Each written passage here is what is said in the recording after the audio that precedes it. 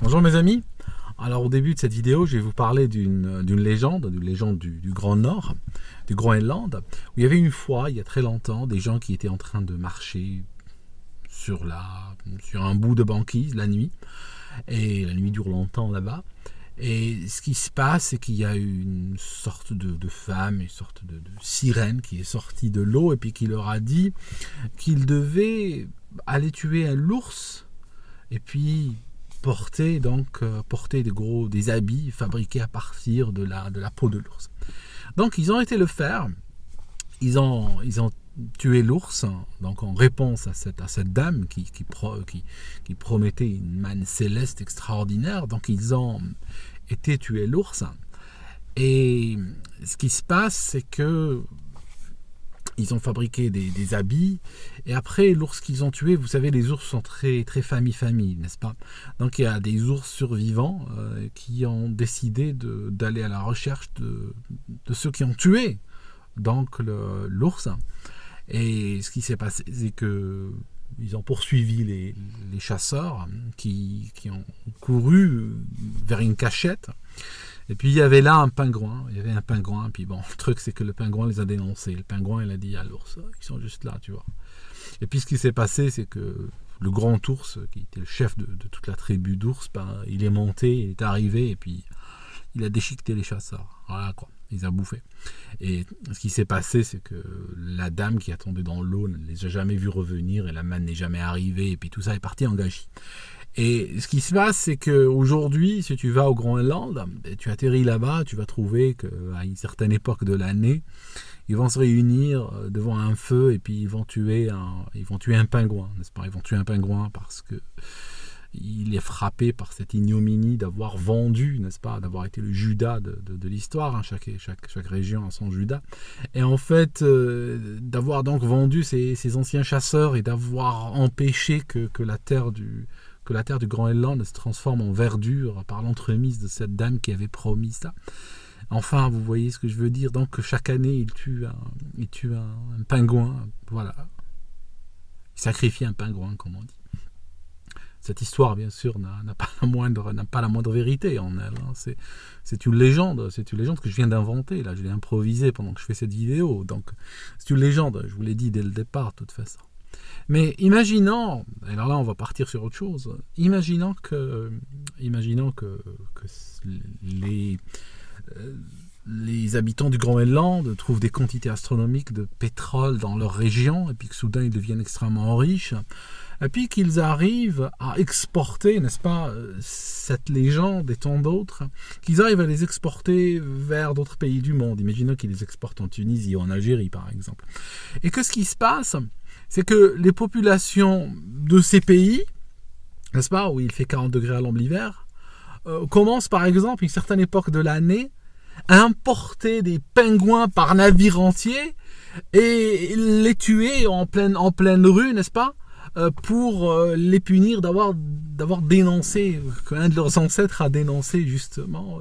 Vous voyez ce que je veux dire?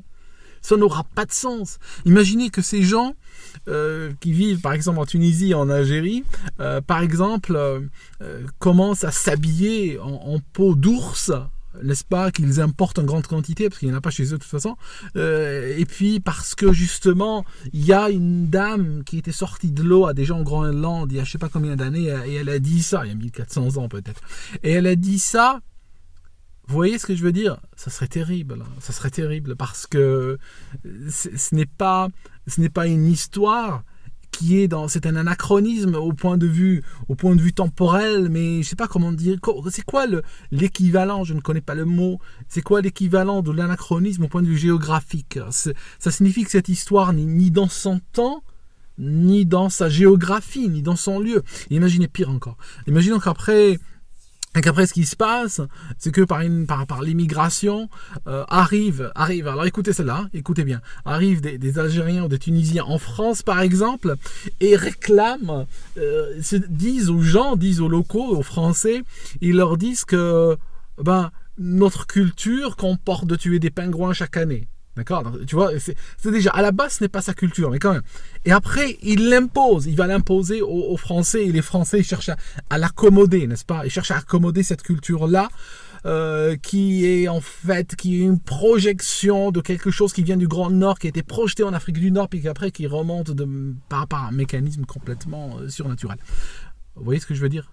C'est complètement ahurissant ce que je suis en train de raconter. Pourtant, ça correspond exactement à une réalité que nous vivons. Si on prend l'islam, moi je vais vous dire un truc. Je vais être honnête sur ce coup-ci. Je vais dire un truc. Je pense que l'islam, au fond, n'est ni bon ni mauvais. L'islam, c'est quoi? L'islam, c'est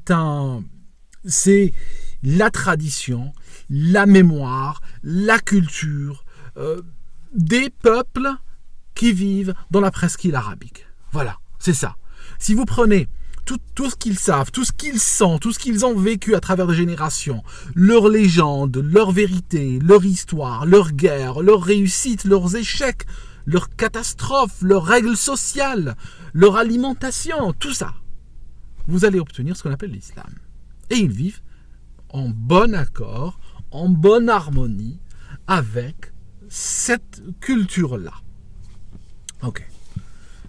Maintenant, d'ailleurs, je vais vous donner pour preuve, dites-moi, c'est quand la dernière fois que vous avez vu un Saoudien, ou un Émirati, ou un Qatari, ou un Yéménite aller écraser des gens au camion sur un marché de Noël, ou dans une manifestation, ou dans une fête, ou tirer sur des gens qui écoutaient un concert, ou poser une bombe dans un aéroport. Ça n'existe pas. Il n'y a pas cela. D'accord? Donc, si on prend les peuples les plus stigmatisés au sujet de l'islam, qui sont ces peuples-là, c'est des wahhabites, on voit que finalement, même si vous et moi, on ne comprend peut-être pas leur façon de vivre, on n'aimerait pas vivre comme eux, on n'aimerait pas vivre chez eux, on ne tiendrait pas une semaine. Au fond, voilà quoi, c'est leur truc. Hein. Ils sont tout éloignés de nous que le sont par exemple les habitants du Grand Nord.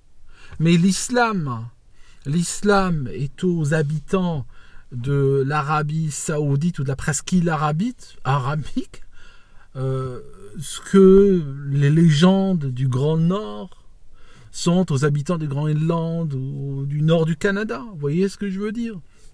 C'est leur histoire, c'est leur mémoire, c'est leur sensibilité, c'est leur héritage qu'ils transmettent.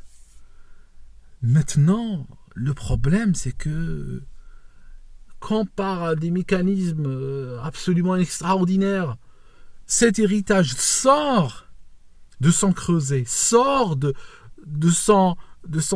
sa terre et arrive chez d'autres peuples, dans d'autres consciences, qui veulent se l'approprier par la force, on arrive à des catastrophes. On arrive à des catastrophes entières. Parce que aujourd'hui l'islam dangereux, l'islam qui commet des attentats, ne vient pas ce n'est pas l'islam d'Arabie Saoudite, du Qatar ou des Émirats ou du Yémen. C'est l'islam du Maroc, de l'Algérie, de la Tunisie, de la Tchétchénie, de la Somalie. D'accord, c'est ça. Ce que je viens de citer là, c'est 99,9% du terrorisme en fait, lié à l'islam. Ce sont des pays qui ont littéralement par décret, et ils ont fait fi de toute réalité historique ou de toute migration de peuple ou autre, ils ont décidé que du jour au lendemain qu'ils sont arabes. Hein, d'accord? Ils auraient pu décider qu'ils sont inuits ou qu'ils sont groenlandais, ça aurait été exactement la même chose. Ils ont décidé du jour au lendemain qu'ils sont arabes et qu'ils sont musulmans et qu'ils l'ont toujours été. Alors que c'est faux, c'est entièrement faux. Et on ne peut pas construire sur du faux. Et le problème, c'est que voilà, ils sont arrivés à des situations tout aussi ridicules que des gens qui iraient tuer un pauvre pingouin qu'ils ont emporté à grands frais dans un pays où il fait plus 40 degrés. Quoi. C'est ça le problème. Et puis, par projection donc, d'immigration, ça se retrouve, ces mêmes personnes qui ne sont même pas dépositaires de l'arabité ou même pas dépositaires de l'islam, se retrouvent, eux, dans la ligne de front à le vendre ou à l'imposer littéralement des pays occidentaux. Quoi. Oui, quand tu y réfléchis, ça t'éclate la tête. Hein. C'est vrai que tu te dis, c'est pas possible. Quoi.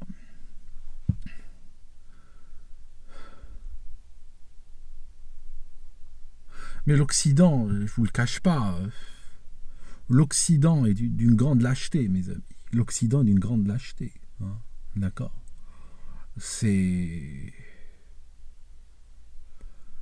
Je veux dire, je ne sais même pas comment les Occidentaux ont fait pour traverser les âges, comment ils ont fait pour exister aujourd'hui. Parce que si cette lâcheté avait toujours été la leur, s'ils avaient été lâches comme ça, ne serait-ce qu'il y a 100 ans, ils auraient disparu aujourd'hui. On ne serait même pas en train d'en parler. Mais voilà, quoi. Je veux dire, les mecs, ils cherchent à courir avec le slip entre les chevilles, quoi. Je veux dire, c'est vrai que c'est pas évident, quoi. Hein. Mais je sais pas comment le futur va résonner, quoi. Je ne sais pas. Je vous laisse, mes amis. Je vous laisse. Je vais arrêter. Vous savez, j'ai parlé de vous aujourd'hui. Je vous l'ai dit, d'accord. Donc, je l'ai sorti. Mais c'est vrai que j'ai été très dur avec vous ce week-end. J'ai utilisé des mots assez durs. Je ne vous cache pas. J'ai utilisé des mots assez durs parce que quand même, je pars de mon pays. Je lisais des histoires de la Deuxième Guerre mondiale. Donc, moi, je vous voyais comme des guerriers, des combattants, vraiment des gens... J'arrive ici, je me dis, ça serait vraiment l'endroit. Je vais aller vivre au milieu de gens honorables, de gens qui ont des principes, qui ont des valeurs, de gens qui ne reculent pas d'un millimètre, de gens qui tracent la ligne sur le sable. Et je me trouve chez qui? La cage aux folles, quoi. La cage aux folles. C'est... Ouais. J'ai l'impression que je me suis trompé de destination, quoi. Mais je sais pas où aller, hein, ça. De toute façon, je vous aime bien, quoi. Hein. Vous savez, je vous critique, mais je vous aime bien. Hein. Il faut pas penser. Hein. Moi, je suis pas... je suis comme ça, quoi. C'est pas parce que je vous critique que je souhaite tout le bien du monde, hein. Sincèrement, c'est pas... Il y a du travail, hein. Je vous assure, il y a du travail. Bonne nuit, les gens.